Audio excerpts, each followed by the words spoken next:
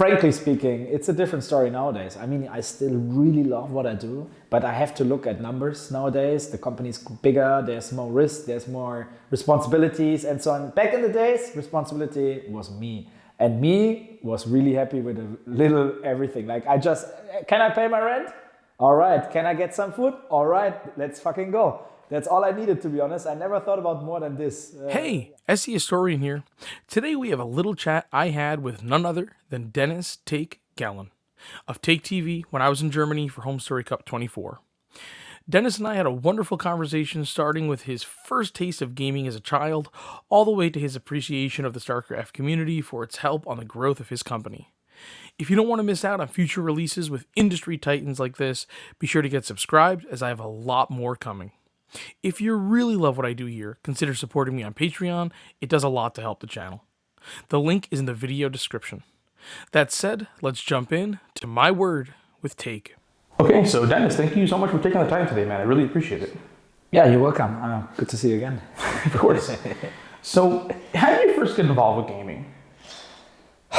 I mean, you mean generally with gaming or also with esports? Because gaming in general. Okay, I mean gaming in general. I was a very lucky child in general because I had the chance to always get the newest consoles or ones that already is on the market when I can't even remember, like below 6. Like I was a really small kid, and my parents have been super nice to me.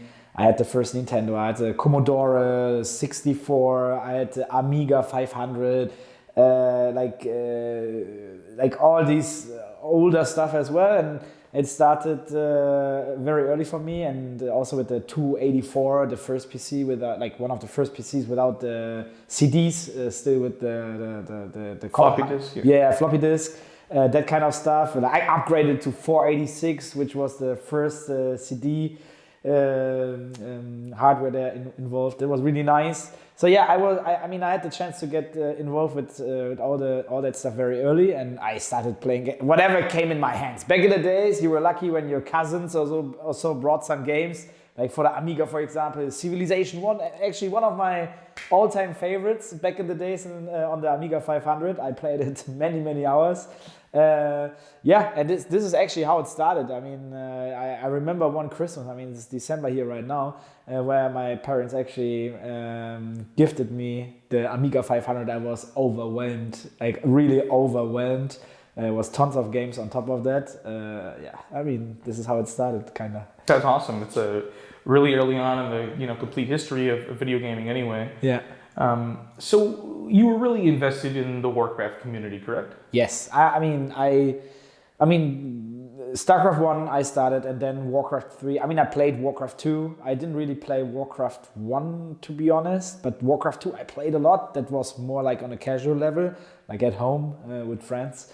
And with Warcraft 3, I actually like fully committed besides StarCraft 1 and became a really good player there as well. Played for one of the biggest teams back in the days, probably the biggest team in the world, SK Gaming, and won some tournaments. I won a car, a smart roadster back in the days. It was a really big thing on the CeBIT 2004 in Hanover, like a really big convention, even bigger than Gamescom. And I had a really good time there. I mean, we won the other trophy is not here, the European Nation Championship 2004, 6, 7, long time ago, very long time ago. And I even later developed players as a team manager when I started slowly working as well. And some great players came out of that. It's pretty interesting. SK Gaming, I think for me as a StarCraft 2 person, MC is one of the first people that comes to mind for me, right? Despite the fact that it's a German organization. Yeah. So yeah, it's weird to have a lineage like that to somebody like that. What got you so invested in StarCraft then after that?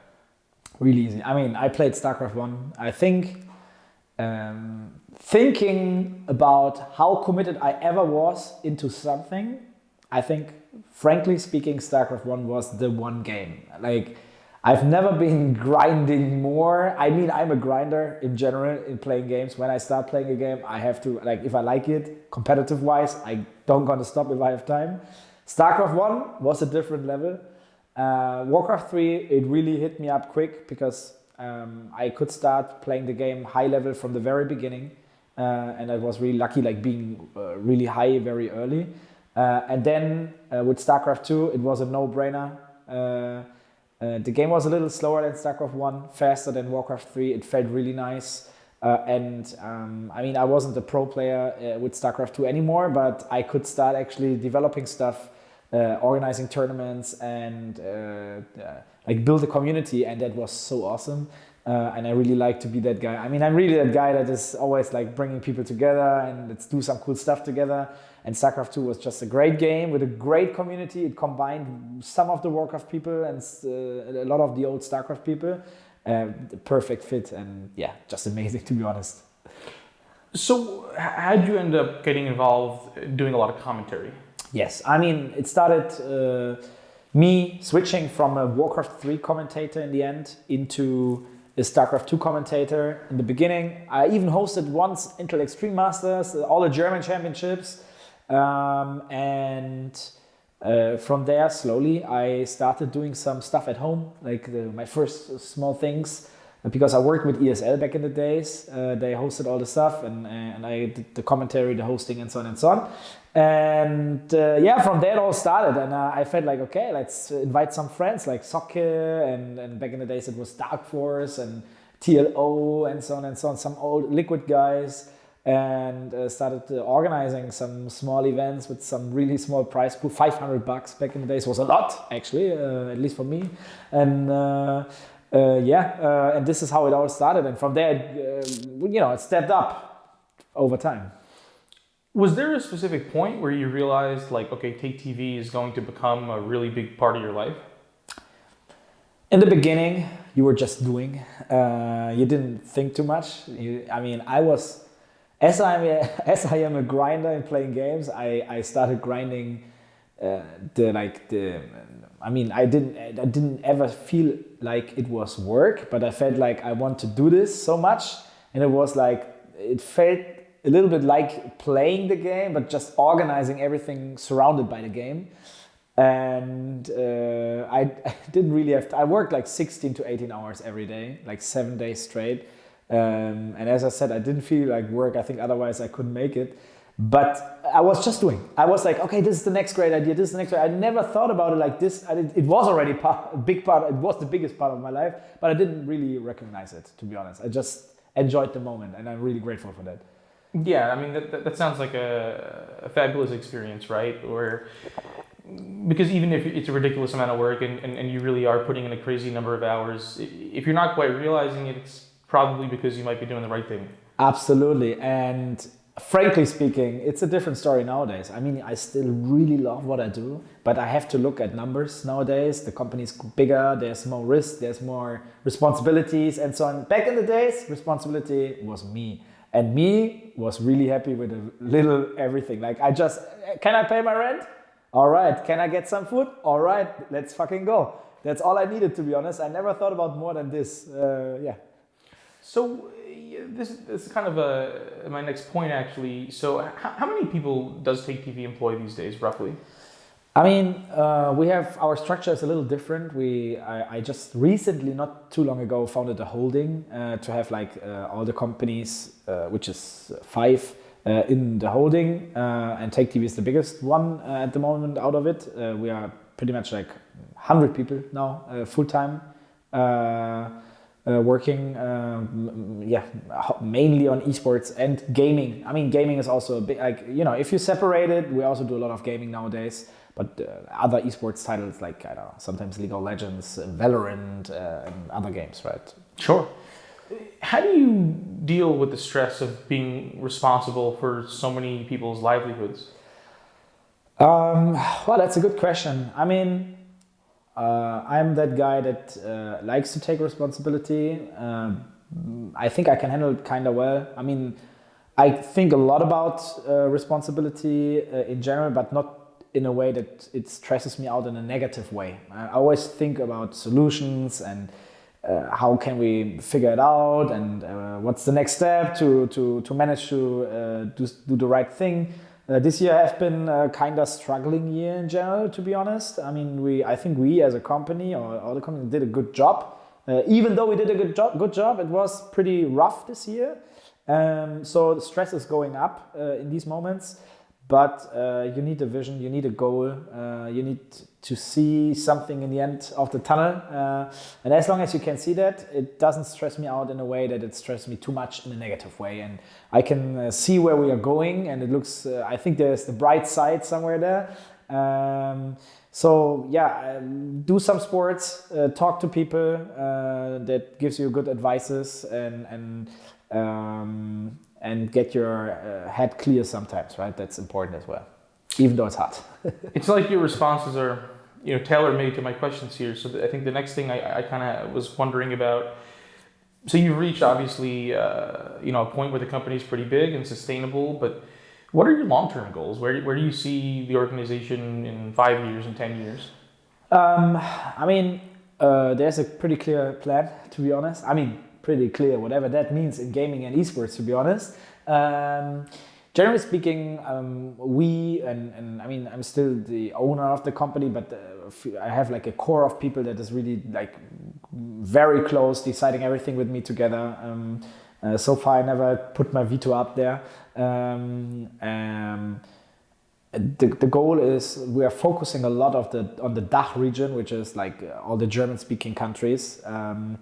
And we want to be the best in that area with every company that operates in a way there. Like we have a creative agency, which is a gaming culture agency. We have TaKeTV as a production event company, doing a lot of content.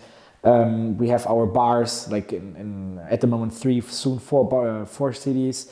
We have this league company that is organizing leagues professionally in the DACH region, like right now in Valorant, operating hopefully soon in more games as well, pitching that as well. And we want to be the strongest out there and have a very nice structure and companies very clear, defined for what they do. I don't know, not like a shop where you get everything.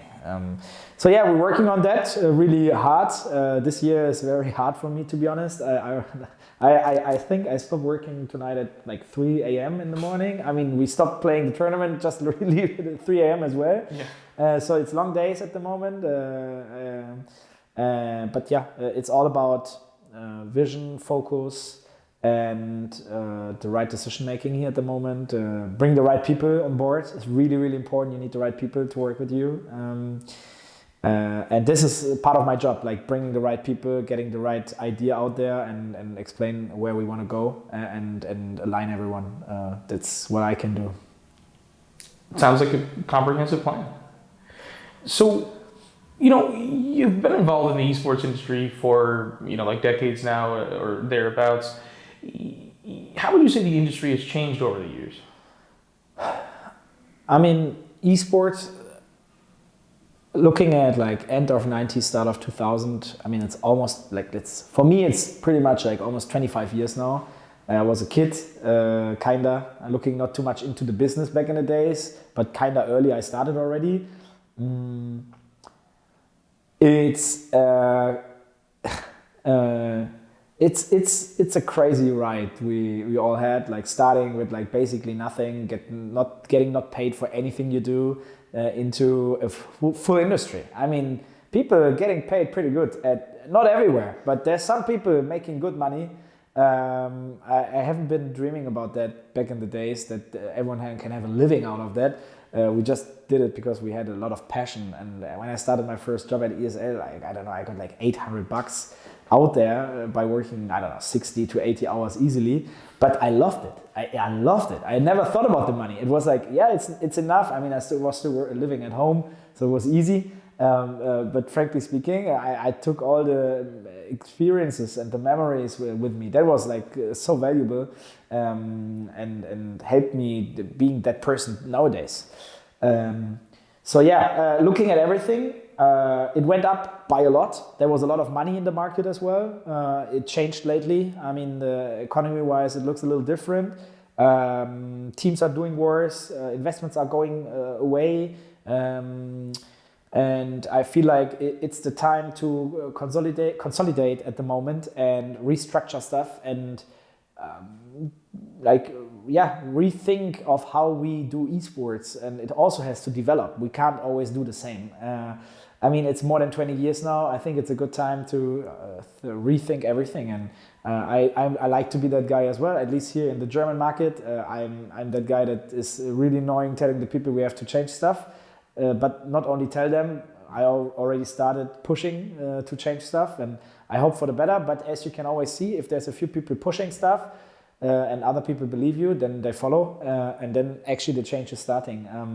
I feel like this is the time. I mean, being more cost efficient and find more innovative ideas of presenting content and so on, and be more entertainment as well. I think there was more entertainment in esport back in the days than nowadays. It's becoming more and more professional, which is, on the one side, it's great. Talking about professionalism, it doesn't mean the show doesn't have to be looks not that great. It can look great by production-wise, but also the content can be a little more done for the fans. Like, the fans want to have a very nice environment, and it doesn't mean it has to be super, super serious as well. Yeah, I think that's something that Takes Us on Our Toes has talked about a lot. In the early days when they were developing their passing style, they received a lot of criticism for, sometimes being too casual, but I think over time they kind of proved to be right. Yes. Where audiences connected a lot more with them for their casual demeanor and felt, just more engaged. But that doesn't mean that, in the important moments that they weren't extremely professional in their presentation of the matches either. I think they have been always a super professional, to be honest. I think they did a great job, and but yeah, they're right. I think they could have done even more, to be honest. I mean, looking into fan culture, which is really important, is you don't get fan culture if you're super, super serious. Culture starts when you do cool stuff in the show that people are memorizing, and then they connect to what happened, and then they probably come to the next event and they have signs with the memories. Yeah. So looking more into storytelling is really important. Even us as TaKeTV with Home StarCraft, we feel like we lost it a little bit sometimes here and there, even though people still love it and they like it, they have a good time, especially here. I mean, everyone loves it, but the people do the great job. Everyone hanging out and have the great people here. I think also us, like, we have to also rethink there a little more, and that's what I pushed actually lately as well for the next one. But let's see what that means. Yeah. I didn't mean so much a lack of professionalism in the report, but I think I meant exactly what you were saying, with just being a bit more casual and jovial for most of the time, but in the important moments, being a little bit more serious. Yeah. Exactly. Yeah. That makes a lot of sense. So, I mean, one last example. I mean, think of In Control. Yeah. This guy, he could be the funniest person in the world, but he could be the serious person in the world as well. Yeah. In the right moment, and people loved him for that. Like, there's so many people having great memories with this guy that can even still say, you remember Home Story Cup 10, he did this. Now tell me in another tournament where you remember 10 years ago, what happened. I mean, almost impossible if there's nothing special, like probably the best game ever. Okay, but beside that, it's about the characters. Yeah. Yeah, it's funny that you mentioned that, because I was just thinking about In Control yesterday, actually, through the lens of, for me, being a StarCraft fan for a long time, obviously there's something special about having spent time here and developing a personal relationship with people that I really looked up to and respected as a fan. Yeah. And I was kind of sad that he's one of those guys that, unfortunately, of course, due to him passing, that I couldn't. And I think the whole scene really still feels the void that he left. Absolutely. So, speaking more specifically about the StarCraft community, a lot of teams and players and organizations, have entered and exited StarCraft over the years. But TaKeTV's always been a mainstay, essentially since the beginning of the scene, more or less. So, what keeps you so invested in this community? I mean, I'm super grateful for what the community did to me, kind of.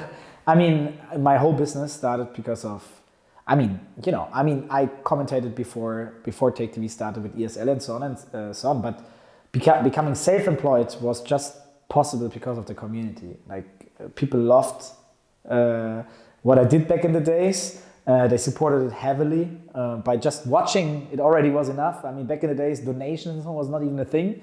It was just the pure fan base, which was amazing. I remember I was, in the beginning, when Twitch came out, I was the biggest streamer on Twitch in the world in the beginning, because I was streaming 7 days a week. I had like 5 figures every day. It was crazy. I mean, even mainly German, beside the Home Story Cups. And there was not so many people back in the days. And from there on, I could actually build up stuff and build a sustainable company, right? And I mean, as long as we can somehow finance it without taking too much risk, because that would probably hit then the employees, right? And that's where I would always have to do a cut. Yeah, I want to keep doing it, and I saw it in the last Home Story Cup just 2 days ago. People are still willing to support that even nowadays, and that means we have to. We ourselves have to support it as well, because it's the Home Story Cup is not our Home Story Cup; it's everyone's Home Story Cup. Yeah, the crowdfunding success in StarCraft in general, but more specifically, obviously, for Home Story Cup has always been super impressive. Like on Sunday, I stepped out to grab a bite, and I pulled up the stream just to see when the next match was starting, and it was already like 50% funded, and it's quite amazing. So do you see TaKeTV getting really involved with future RTS titles like Stormgate or Zero Space? Hopefully. I mean, both games are looking really interesting. I can't wait to see how they develop in the end.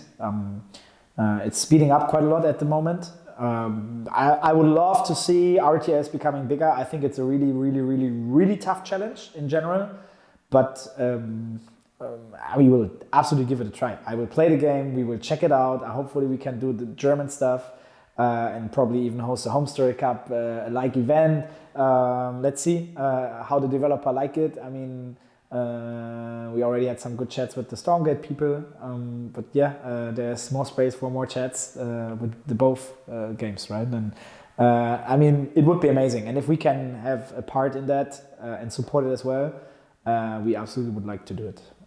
So, what do you think next generation RTS titles can do to capture an audience that's wider than the space that StarCraft II currently occupies? That's what I think many people feedbacked already. The Frost Giant back in the days, I said when they asked us like, "Hey, what do you think? How does a game should look like?" I mean, if you can make it any somehow even close to as good as StarCraft as a game, you would already succeed a lot. But what you need is, I guess, more team play, which means let I don't know, 3-on-3, for example, which is the thing now. Let people casually play together, like chill out later in the day, after work, after school, after university, whatever, and just play a chill game and join the game easily, right? And otherwise, it will be really rough. I think there's so many people that look into StarCraft sometimes and then they stop because it's too hard. And it's mainly one-on-one, right? And I hope that we can actually bring the people playing the game with friends, and then some of them will join the one-on-one. There's still this big core community that love to play competitive one-on-one, but I think we need to look into the casuals as well, because in the end of the day, the game has to be sustainable as well. Otherwise, Frostgiant will be one of many publishers that, or studios that didn't succeed in RTS the last couple, I don't know, 5, 6, 7 days. There's a lot of games that didn't make it. Yeah. Not even bad games. To be honest, there were a few games that hadn't been really bad, but they couldn't win it. But ultimately, just they become niche communities. Yeah. Okay, I mean, that's about what I have prepared for you. Do you have any closing words? Oh, thanks for coming by. Thank you for interviewing me here. It was a pleasure meeting you here, and hopefully you have a good trip home. No, it was a great Home Story Cup. These are my last words. It was amazing. Everyone who's watching it and who watched the Home Story Cup, thank you so much for supporting and watching. Keep watching. Thank you. I appreciate it. Thank you. Thanks so much for watching. If you enjoyed this one, be sure to leave a like and a comment down below. If you don't want to miss out on future releases like this, get subscribed. If you really love what I'm doing here, consider supporting me on Patreon. It makes all the difference. The link is in the video description. That's all for now, my friends. Until next time.